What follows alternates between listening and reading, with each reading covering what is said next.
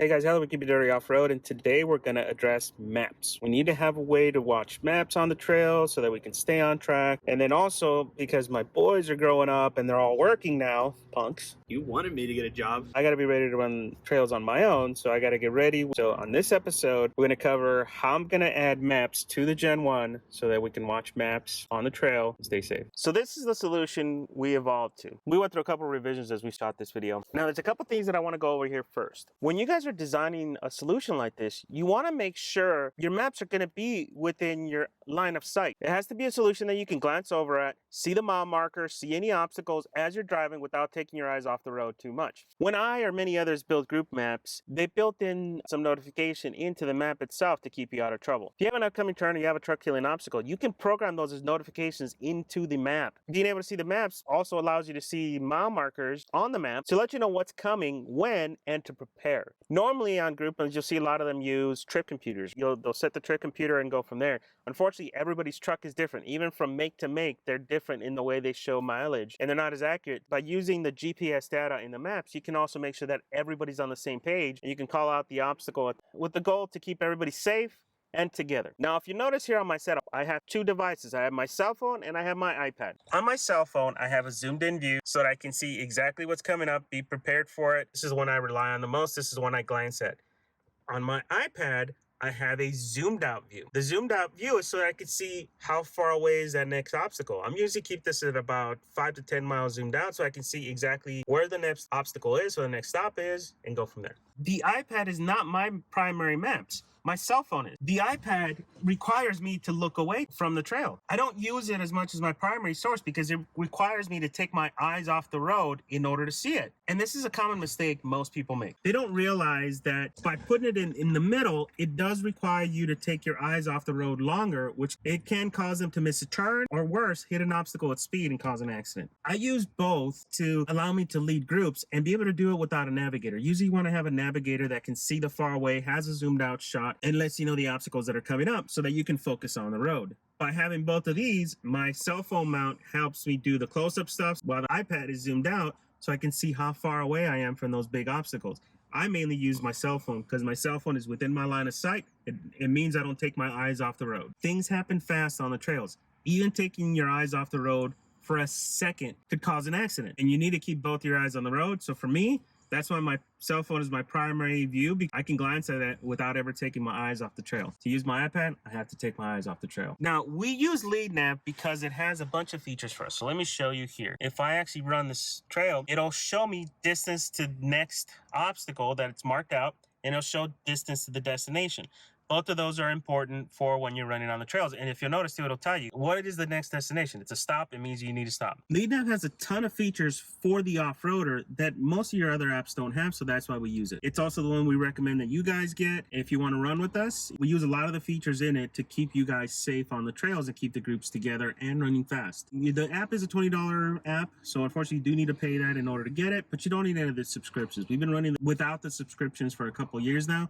You don't really need it. And we'll do some more videos on this app here in the coming weeks to get you guys really up to speed with how the app works and all that stuff. Now let's get back to our Gen 1 and show you guys how our mounting solution evolved to this and everything that came up along the ways. Now, make sure you guys stay tuned for the end because we actually tested this on some gnarly trails to really get a feel for how well it's gonna work for us on the trails. Here's all the stuff we're gonna be using. We got a RAM mount, cell phone mount. We make sure we got a spring-loaded one to really hold the phone better because our old mount wasn't really working. We got an iPad holder. Now this one's unique. This is a tab tight. This is not a spring-loaded one. You tighten it up and then you can release it.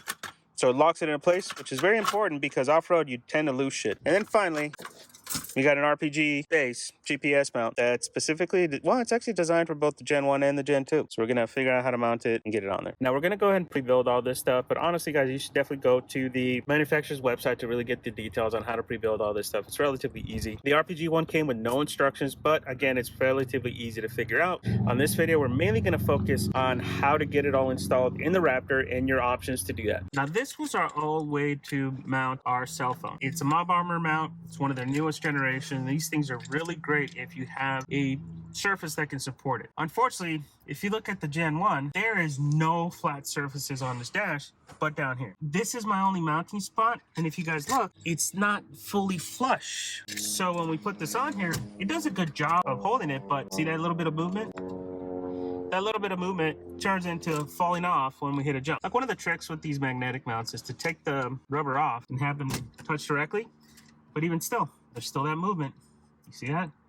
And that movement allows it to pop off a whole lot easier. This is not gonna work with the extra capabilities we have in the Gen 1. So for the Gen 1, we got RPG's new base, and we went ahead and fabbed up a plate for this. Now normally, this is just that little ring you guys see in the back. There's nothing in there. We took a piece of metal that we had in our garage, cut it all up, and put some holes in it just so that we have a base to do it. This may not be the best option, but what we're gonna do for now to try to give us the mounting point we need. Before you start, make sure you mock everything up. Now we just gotta figure out where the rest of it's gonna sit. And I think that's about where it's gonna go right there. Now let's see if this thing comes off. It takes some effort, but it can't come off. There are two 7mm screws that hold the tray. Pull towards the engine and up to remove. Don't forget to disconnect the speaker. There she is. You have a couple options on how you can install this. The first one is to tuck it in right behind here, right? Tuck it in like that, set it up. The other option is to put it up higher in this actual plastic piece. And this is just plastic, it's hollow.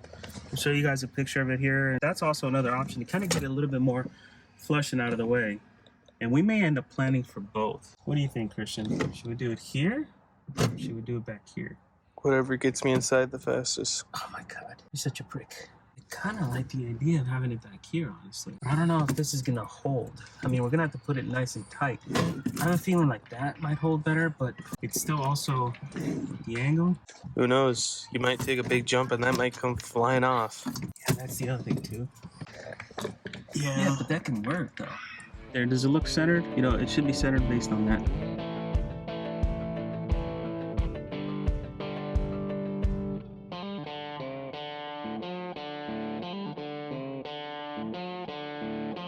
Let's do a quick test fit, make sure everything fits, because looks like it's gonna work.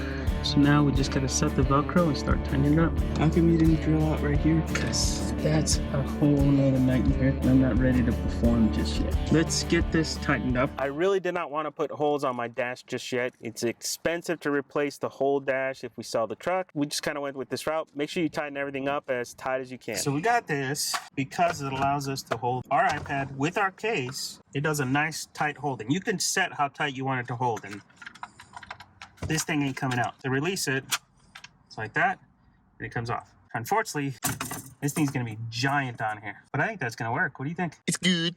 It's good? Good. It does block my view over there, but there's not much I can do about that. Beats the magnet mount you had. That's the other thing too. We could still do that mount.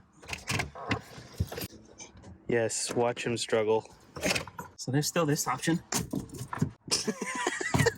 What's that secure over there? That looks dumb. But this is mobile. It's mobile, Dad, but think about it this way. All that mount for just that? Yeah, why not? That's dumb. We could put that underneath it. You know what? Let me see something. Oh, you and your ideas. Let's see something. Don't give me that. They're good ideas. They look dumb. Except for the Marty McFly treatment. Check it out. Assuming that holds the weight. Yeah, but see, that's the problem right there. That's one thing I've always hated about this mount. It doesn't really do a good job of really holding the iPad in. You got this. Stop it. I think the problem with this is that it's heavy. It puts a lot of strain on that plastic. I don't think that plastic's gonna be able to hold it. This could fall off easily with your kind of driving. Well, there's a fix for that too, you know. I think that'll hold. Yeah, it's a little bit harder, but... That's what she said. This offers a cleaner solution. Well, this one's bigger. If there was a way to secure this, like to screw this in, I think that would work. But there's no way to screw it in. It's big and it's heavy. Not only that, we've had problems with this thing holding, especially on a jump. This will just fall out. If we could do like something like this slim with a single ball mount, That might be better. Not sure if we could find something like that that'll put a little ball mount in there, recess it in. Maybe that's the other thing too. We can get somebody to make us a recessed box so that this is farther in. That's always an idea. But I think for now, I think this is gonna work. We're gonna end up going this route. It's ugly, yes, I know. It's not as clean, but this is gonna give us the tightest hold. That's what she said. And then I think we're gonna do it about center. So let's go do that next. Now here's a tip for getting the holes right. Make a template with the back of the mount. Then take that template and put it on the back of the plate that you want to drill, and it makes it super easy to locate the holes and drill them.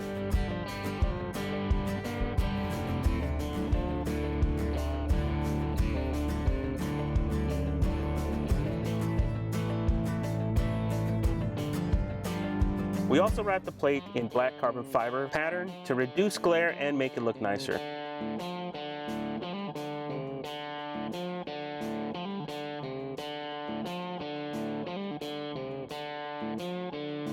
We use the lower hole on the mount to add an extra spacer to increase stability. We also had to add a few washers on the mount because the screws interfered the actual arm movement.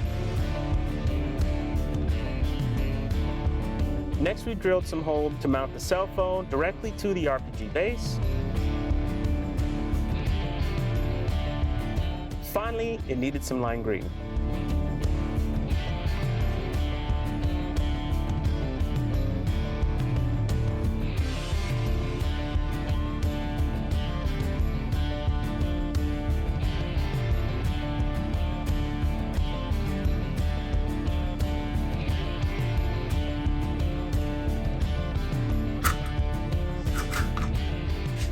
Now it was time to install and see if everything worked. We used heavy-duty Velcro for the front because I did not want to drill holes in my dash, and eventually we want to make this removable. She's in. Yay. Now we gotta test everything. It ain't going anywhere. Now we gotta wait for Ethan to give it the Ethan test. Where's my phone? Oh, you're using it. Let me see your phone. Okay. Look at that. Let's try it.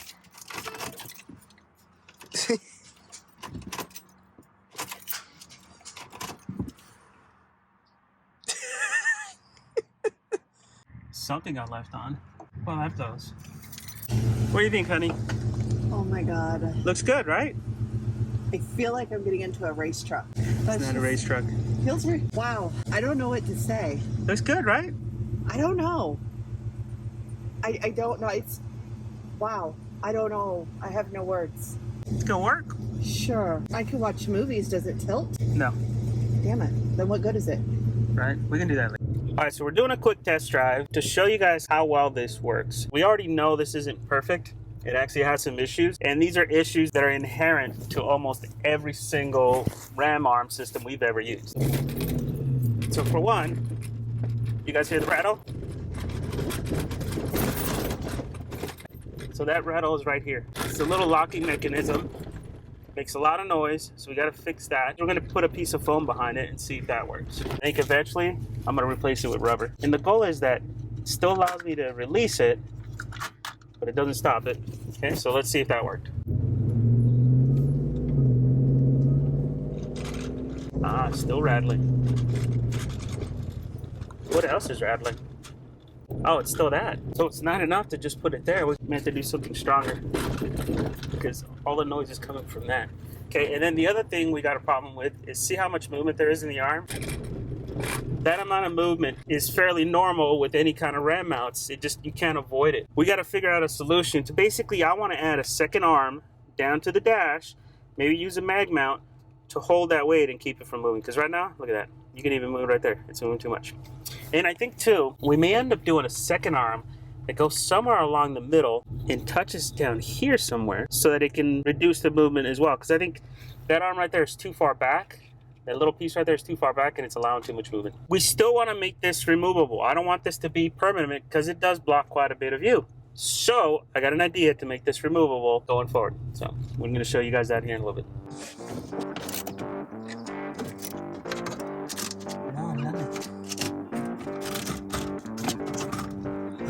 I want to make this detachable for the fact that I don't want to have this block my view all the time. One of the things we're going to do is we're going to use these little guys right here. These are called jack nuts. We got these from McMaster Car. They work a lot like rib nuts, except they self-tighten as you go. The difference here too is that unlike a rib nut, there's more surface area that they cover. There's more of a butterfly effect. It's going to be a bigger surface area, which we're going to need to reinforce this, right? We don't want to destroy this. There's not that much surface area here, so we want to preserve it as much as we can. So we're going to end up putting this like that, and we're going to put a washer on top and a washer above it too, just so that we have the space we need to really hold on to that area. And hopefully this will make it so that we can take it off whenever we want and tighten it up. Now, unfortunately, the drawback to these guys is we have to drill a bigger hole, so that's what we're going to do. We're going to drill a bigger hole so we can get it in and get it reinforced. We're also going to do 2 holes. We're going to do a hole up here up top for where we had it, and then we're going to do a hole a little bit lower down for a little bit lower step so we can switch between the two and find out which is the one that we actually like. So we're going to try them both.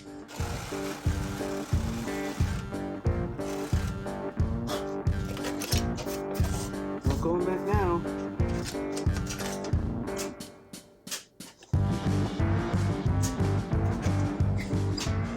I'm going to put a washer there to kind of back it up a little bit.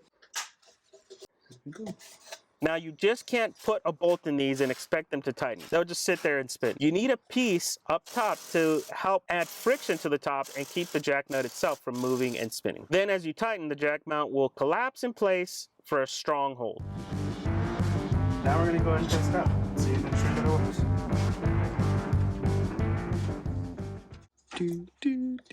And there you guys go. Nice firm hold. And it's removable now. Pretty cool idea. I'm glad I found these things. We went ahead and drilled and installed the jack nuts on the remaining holes. So see, now we got 4 mounting points on there so we can move it farther back or farther forward. And it's all reinforced. The jack nuts are doing all the work. And it's all washer reinforced so that the plastic doesn't break.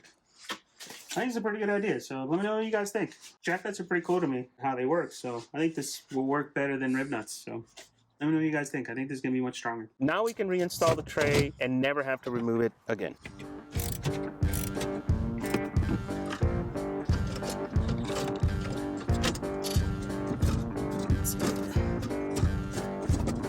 Okay. There she is.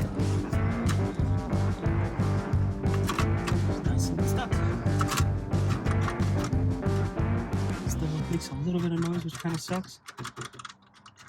Can't help it, but there we go. There she is. We got our ram mount all set up. Next we're gonna do is go do a full-on test with it. Now I couldn't leave well enough alone. To me, the solution needed a little bit more stability, and all the rattling from that iPad mount was gonna drive me crazy. So we played around with adding another arm for stability, and we ordered the new iPad holder as well to improve the solution.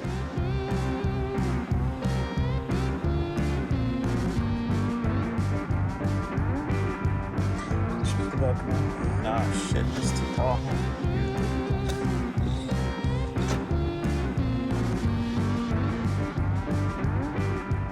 We did try a few versions of the arm because we had to get the height just right. This is the new way to talk to the homies. I think this is like version 42 after all the changes we've done. Let's go ahead and put it on.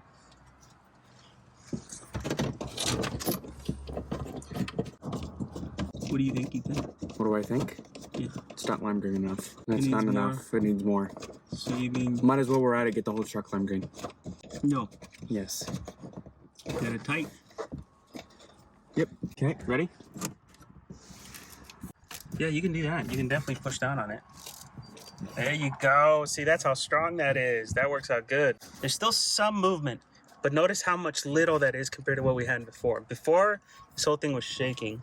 Now it's much more solid. The only way we can get this more solid is if we added an arm that went to the windshield. Yeah, just to push it down. But if we do that, we may end up with a broken windshield because this dash does move a little bit. I've seen it move. But yeah, I'm happy with this. What do you think, Ethan? Yeah. Make it more lime green.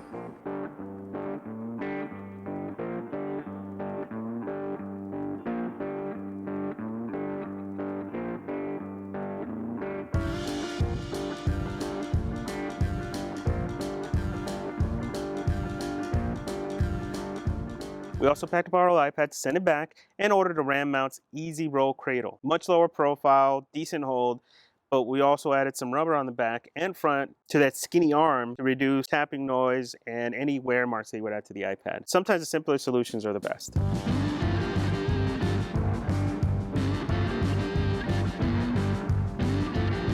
All right, Ethan, let's do the Ethan testing.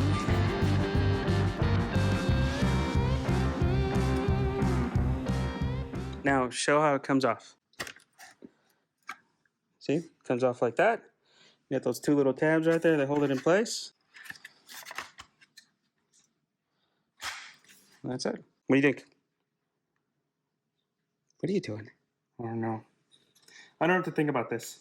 It's gonna be the great part when on the trails it just fails, this falls out and cracks your screen because you don't have a case for it. That's the only thing that sucks. I can't use a case. Keep it dirty. Next, we had to go test the solution on the trails to see how it would handle. Brought this whole solution with us to SVC's Customer Day in Johnson Valley. It's basically a day where they bring their customers out for a weekend of off-roading and camping. And in the process too, they also help do some shock tuning for the trucks, some minor adjustments in the back. So we actually got to test the solution on some gnarly trails, going through some loops over and over again to get the best and most performance out of the suspension, while at the same time doing an extreme test, worst case scenario for the iPad mount. And I'm happy to report it worked out great. There was very little movement, nothing fell off, even on some of those extra trails where we were at the limits of what the suspension could handle. So that's where we ended up, guys. I'm really happy with the way this turned out. It's really meeting all of our needs. It's removable, it's easy to use, it's stable. It really ticks all the boxes for us. I'm also interested to see what kind of solutions you guys are using. I've seen a lot of different solutions out there, so put it in the comments. What are you using, and is it working? Is it stable? Is it not vibrating as much? We're gonna make sure that we link all the parts we use here on our Amazon page, so make sure you guys check that link below if you guys want to get a set and rebuild this and create your own. And that's it. Thanks for watching, guys. Keep those trucks on the trails and nice and dirty.